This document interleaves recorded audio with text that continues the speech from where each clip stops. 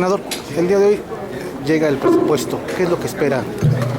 Bueno, yo creo que vamos a tener un presupuesto muy limitado, muy acotado, y esperamos que lo que presente el gobierno federal sea una visión que garantice que las prioridades, las verdaderas prioridades del país, el gasto social, el gasto en infraestructura, sean cuidados y que sean protegidos, y que no veamos nuevamente programas de corte clientelar, lugares donde hay grasa excesiva en beneficio de ciertos grupos, reitero, clientelares, que ha sido lo que ha predominado en muchos años en el presupuesto, se mantengan. ¿Qué queremos? Con casi esta reducción que seguramente tendrá de 1%, de un punto del Producto Interno Bruto, pues identificar que se le está quitando grasa al gobierno, que el gobierno verdaderamente está ajustando el cinturón y que se están manteniendo las prioridades que no podemos hacer a un lado si es que lo que queremos es que no se afecten las capacidades de crecimiento del país, de tal manera que habrá que estar atentos, pero esa es la exigencia que nosotros tendremos, y sobre todo que haya eficiencia en el gasto y que haya transparencia. Nosotros hoy presentamos ya en Gaceta, pero lo haremos de manera formal el próximo jueves, una iniciativa reglamentaria del Sistema Nacional Anticorrupción, porque cosas como las que estamos viendo, el tema de Ayotzinapa, el tema del conflicto de interés en la Casa Blanca, lo que siguen dejando evidencia es que la corrupción y la impunidad es lo que prevalece en el país, y especialmente frente al paquete fiscal. Lo que la gente se sigue cuestionando es ¿por qué voy a pagar impuestos si es que el dinero que yo estoy pagando lo están utilizando para llevárselo a los funcionarios, los servidores públicos a sus bolsillos? De tal manera que la discusión frente al tema fiscal, los impuestos, los egresos, tienen que ir de la mano con un firme compromiso de combatir la corrupción. Es la posición del Grupo Parlamentario del PRD. Perdón, ¿cuál va a ser la posición del grupo parlamentario con respecto? Ya se ha dicho que este paquete incluye un recorte tremendo a la educación, en particular la educación superior. La UNAM, el Instituto Politécnico, todas vienen con recorte. Bueno, nosotros tenemos que garantizar que las áreas prioritarias para el desarrollo del país no tengan disminuciones. Hay que quitarle recursos a lo que no es prioritario, y dentro de lo que al último el gobierno defina como prioritario, pues creo que el pináculo, la parte más fundamental del desarrollo en este momento es la inversión que podemos tener en materia educativa, no solamente en la parte de educación básica, sino especialmente en la parte de educación media superior y educación superior. Es ahí donde tenemos un bono demográfico, es ahí donde tenemos a miles de jóvenes que año con año se ven en la imposibilidad de seguir estudiando, y es donde vamos generando el ejército de reserva que hoy está alistándose en las filas del crimen organizado. No podemos permitir que tengan recortes áreas que son estratégicas para el desarrollo del país, pero también para tener una atención al sector de la población que hoy no tiene ninguna otra posibilidad de tener arraigo en el país, si no es que la migración le resuelve el problema, o peor aún, repito, que sean las actividades criminales las que estén dando la atención a un área que es fundamental para nuestro desarrollo, que son nuestros jóvenes. Senador, ¿qué visión tiene de que este presupuesto viene ya sin una base pues tan amplia en la cuestión de obtención de recursos del petróleo? Creo que es el primer presupuesto que no se basa en los ingresos petroleros. Bueno, habla de que se están utilizando los recursos que generó la reforma hacendaria para paliar y para cubrir esta caída. Lo que necesitamos es al mismo tiempo y en paralelo no quedarnos solamente con una dependencia de estos recursos hacendarios, sino revisar a fondo en dónde la reforma hacendaria está funcionando y en dónde no. Necesitamos, por ejemplo, detonar la actividad productiva en un momento en el que hay condiciones complejas de la economía en la micro, la pequeña y la mediana empresa. Ahí es indispensable identificar si la reforma hacendaria no le está dando suficiente flexibilidad y dinamismo a la economía, ahí donde se genera el 70% del empleo. Necesitamos garantizar que la revisión fiscal que hagamos durante el presente periodo permita redetonar, pero no es solamente el tema de cuántos impuestos o cuántos egresos se generan. Repito, es el tema de la eficiencia en el uso del presupuesto público, y eso tiene que ver fundamentalmente con que combatamos la corrupción que hoy ha imperado y que impide que un porcentaje importante del Producto Interno Bruto avance.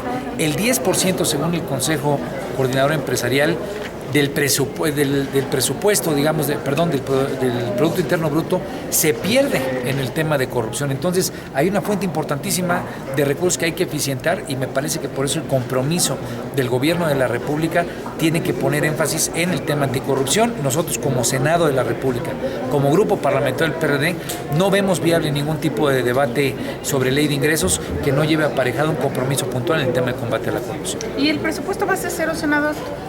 Bueno, hay que ver cómo lo presentan. Yo creo que el gobierno más bien infló mucho el tema de presupuesto base cero. A final de cuentas, yo lo que creo es que habrá un ejercicio de recortes y de reacomodo de programas. Habrá que ver cómo viene el paquete, pero no logro encontrar si, por ejemplo, en el tema de infraestructura educativa, que es una prioridad, que es una de las cuestiones fundamentales para este gobierno, que ha significado en el tema de la reforma educativa una necesidad imperativa para tener infraestructura, especialmente en las áreas de mayor pobreza, yo no le encuentro lógica a que, siendo uno de los temas más importantes, más fundamentales, que en el ejercicio de base cero debieron haber salido como los que tuvieron una asignación inmediata, fundamental, digamos, puntual, pues tengan que echar mano de deuda a través de bonos para poder financiar la parte de inversión pública. De tal manera que ese simple ejercicio me deja claro que lo que hicieron en la parte base cero fue inflar una frase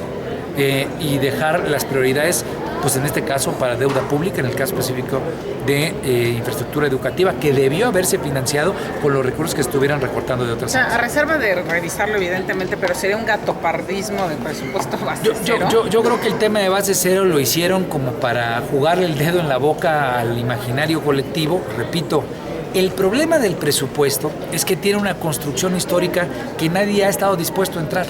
Hay gasto clientelar, hay desviaciones, hay áreas importantes de la economía que hoy siguen extrayendo recursos públicos en beneficio particular o en beneficio clientelar, en lugar de que tenga una inversión que pueda tener una revisión de mejoría social universal o, digamos, mucho más compartida. Vuelvo al ejemplo del tema de infraestructura educativa. Si se hizo una reforma en materia educativa, se ha quedado claro que el tema de infraestructura en los lugares más pobres es algo fundamental para garantizar que esta reforma salga adelante.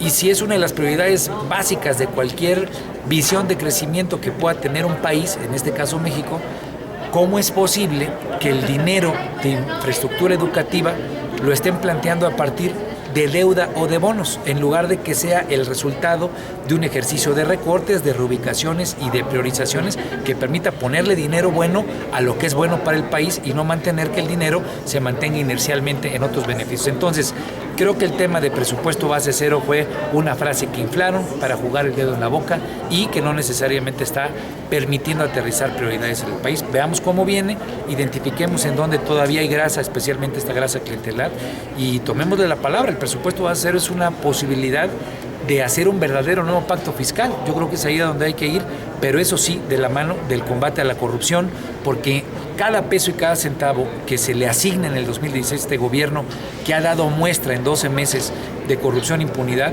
pues no puede brindarle ningún tipo de certidumbre a los ciudadanos de que se va a usar bien si no se combate de manera paralela a la corrupción y si no se establece un compromiso claro en la ley reglamentaria del Sistema Nacional Anticorrupción. Senador, sobre ese anuncio que hizo en su momento el presidente la semana pasada respecto a colocar bonos en materia educativa en la Bolsa Mexicana de Valores para reactivar toda la infraestructura educativa, ¿no estaría poniendo en riesgo el mismo presupuesto del sector educativo? Porque estaríamos a la usanza de los movimientos bursátiles. Bueno, a mí me parece que este gobierno se ha destacado por utilizar nombres y palabras con bombo y platillo, con gran fanfarria, con gran, digamos, atractivo en los nombres, pero que terminan siendo más de lo mismo. A final de cuentas, el hecho de salir a solicitar dinero y traer recursos de fuera para invertirlo en cuestiones es deuda, le quieran llamar como le quieran llamar, se contabiliza como un dinero que traído de futuro a presente tiene que en algún momento pagarse. Creo que es equivocado y es totalmente criticable que el tema educativo y el tema de la infraestructura educativa lo dejen en esa condición. Nosotros como mexicanos tenemos que estar garantizando que si logramos juntar un peso de parte de los mexicanos en el esfuerzo impositivo que estamos haciendo, pues se vaya a las prioridades básicas. Y una prioridad básica es el tema educativo, por eso es a todas luces criticable, no solamente porque es una forma distinta de llamarle a la deuda, sino porque deja en evidencia clara que no se hizo un presupuesto base cero y que no se está encontrando en la educación una verdadera prioridad en cuanto a los recursos utilizados. Gracias, senador. Gracias.